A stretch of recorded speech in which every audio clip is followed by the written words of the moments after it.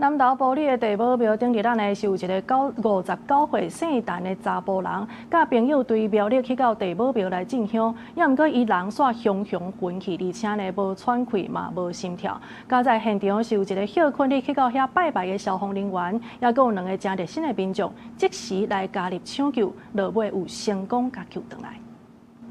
有快走了，不要紧张。听到消防人员讲有咩啊？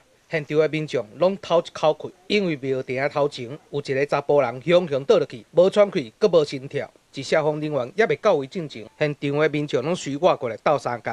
3位入新的民众内底，其中穿红色底衫帮忙做 CPR 的人，拄好是休困的消防人员柯威伦。刚好就是放假，然后进行训练，然后就跑过去拜拜，然后有遇到一个患者欧卡，然后刚好是遇到有人呼叫。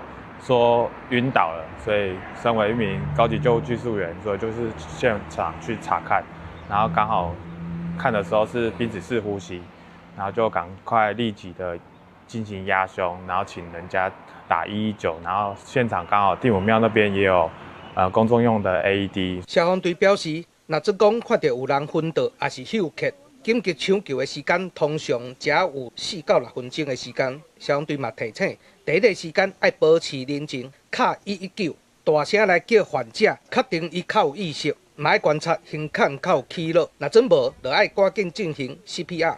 及早发现，然后有及早的 CPR， 那包含现场也有及早的做 AED 监测。他们大概压了3个循环的 CPR 之后，在第3轮 AED 监测发现呢，就已经恢复心跳了。所以我们还是要感谢现场的学长，还有热心的民众。消防队表示，昏去的患者自救护车内面就恢复喘气啊，送去埔里基督教病院治疗，救回一命。